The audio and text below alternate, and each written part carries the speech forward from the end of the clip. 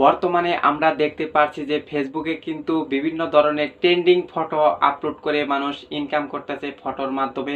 Photo থেকে কিন্তু যাদের মনিটাইজেশন রয়েছে, কন্টেন্ট মনিটাইজেশন রয়েছে, ভালো পরিমাণে কিন্তু একটা আর্নিং করতেছে।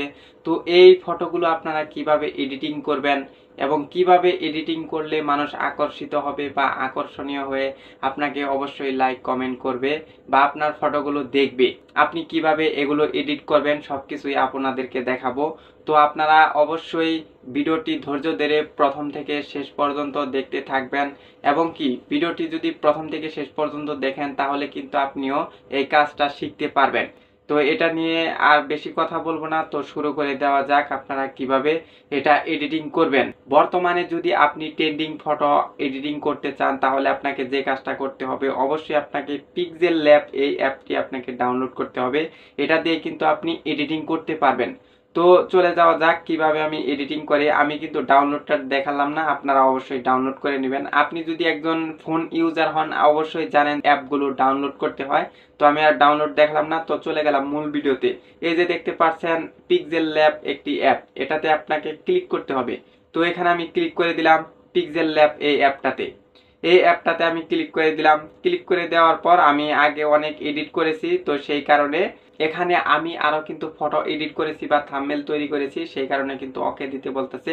তো আপনারা অবশ্যই এই জিনিসটা কি করবেন, নিউ টেক্সট এটা আপনি ডিলিট করে দিবেন। তো এটা ডিলিট করার জন্য আপনাকে যে কাজটা করতে হবে, এই যে দেখতে পাচ্ছেন কোনায় একটি বাক্সের মতো রয়েছে, এটাতে আপনাকে ক্লিক করতে হবে। তো এটাতে আমি ক্লিক করে দিলাম। এটাতে ক্লিক করে দেওয়ার পর দেখতে পাচ্ছেন ডিলিট দ্য সিলেক্ট অবজেক্ট, এটাতে আপনাকে ক্লিক করতে হবে। দেখতে পাচ্ছেন ওকে অপশন, এটাতে আমি ক্লিক করে দিলাম। তো এটাতে ক্লিক করে দেওয়ার পর আপনাকে যে কাজটা করতে হবে, আপনাকে চলে যেতে হবে এই যে দেখতে পাচ্ছেন মাঝখানে একটি অপশন, এটাতে আপনাকে ক্লিক করতে হবে। তো এটাতে আমি ক্লিক করে দিলাম। এটাতে ক্লিক করে দেওয়ার পর দেখতে পাচ্ছেন ইনপুট ইনপুট অপশন, এটাতে আপনাকে ক্লিক করতে হবে। তো এটাতে ক্লিক করে দিলাম। এটাতে ক্লিক করে দেওয়ার আগে আপনাকে যে কাজটা করতে হবে, অবশ্যই অবশ্যই আপনাকে এরকম স্ক্রিনশট আনতে হবে। বর্তমানে কিন্তু এই স্ক্রিনশটগুলো খুবই ভাইরাল, তো আপনাকে এরকম স্ক্রিনশট আনতে হবে। তো আমি একটি স্ক্রিনশট নিয়ে আসছি। নিয়ে আসার পর এগুলো ওকে করে দিতে হবে। এই যে দেখতে পাচ্ছেন রাইট চিহ্ন, এই যে রাইট চিহ্ন, এখানে আপনাকে ক্লিক করতে হবে। তো এখানে আমি ক্লিক করে দিলাম। তো এই কাজ করার আগে অবশ্যই আপনাকে যেটা করতে হবে, আপনাকে স্ক্রিনশট আনতে হবে। আপনার যদি মনিটাইজেশন থাকে অবশ্যই আপনি স্ক্রিনশট নিয়ে আসবেন সেখান থেকে।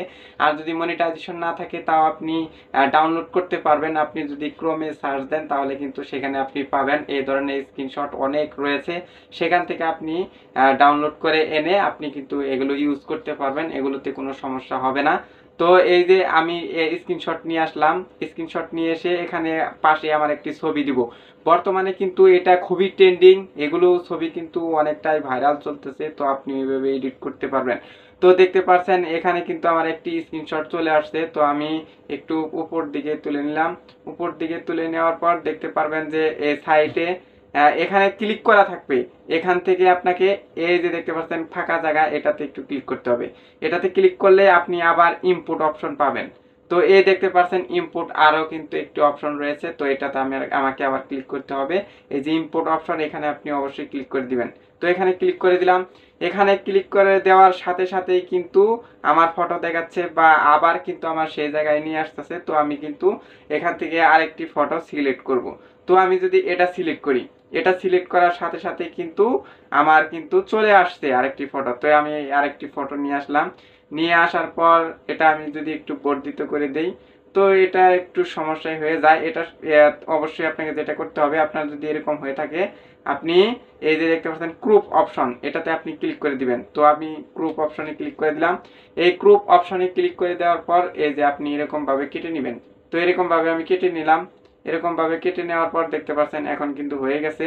এখন যদি একটু আমি বর্ধিত করি তাহলে কিন্তু হয়ে গেছে। তো এই দেখতে পাচ্ছেন হয়ে গেছে কিন্তু।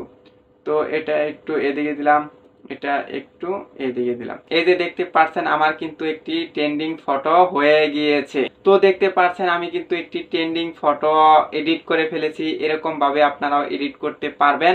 তো এর আগে একটি কথা বলে নেই, আপনারা এখানে একটি ভুল কাজ করতে পারেন, সেটা হলো আপনারা সাইজ সাইজ একটা মাপ কিন্তু রয়েছে। আপনি যদি এই মাপটা বের করতে চান তাহলে আপনাকে যেটা করতে হবে অবশ্যই এই 3 ডট মেনু, এখানে আপনাকে ক্লিক করতে হবে। তো এখানে ক্লিক করে দেওয়ার পর দেখতে পারবেন যে এখানে ইমেজ সাইজ, এখানে ক্লিক করে দিবেন। এখানে ক্লিক করে দিয়ে আপনি যে কোনো সাইজে নিতে পারবেন। এখানে কিন্তু সব ধরনের সাইজ রয়েছে, আপনি মন মতো যে কোনো সাইজ নিতে পারবেন। আপনি 1:1 নিতে পারবেন এবং কি ইউটিউব ব্যানার নিতে পারবেন, প্রোফাইল পিকচার নিতে পারবেন, স্কোয়ার নিতে পারবেন, কাস্টম নিতে পারবেন, কভার ফটো নিতে পারবেন। মানে সব ধরনের কিন্তু এখানে ফ্যাসিলিটি দেওয়া আছে, আপনাকে নিতে হবে। আপনি যদি এরকম ভাবে ফটো গুলো এডিট করতে চান তাহলে আপনাকে যে কাজটা করতে হবে অবশ্যই 1:1 নিতে হবে। এটার মূলত সাইজ হলো 1:1। তো এখানে যখন আপনার কমপ্লিট হয়ে যাবে তারপর আপনি কি করবেন, তারপর আপনাকে যে কাজটা করতে হবে এই যে দেখতে পাচ্ছেন 3 ডট মেনু, এখানে আপনাকে ক্লিক করতে হবে। এখানে ক্লিক করে দেওয়ার পর আপনাকে যে কাজটা করতে হবে এই যে ইম্পোর্ট অপশন, এখানে যদি আপনি ক্লিক করে দেন তাহলে কিন্তু আপনার কাজটি সম্পন্ন হয়ে যাবে। তো আমি ইম্পোর্টে ক্লিক করে দিলাম। ইম্পোর্টে ক্লিক করে দেওয়ার পর দেখতে পাচ্ছেন সেভ অপশন, এটাতে ক্লিক করে দিলাম।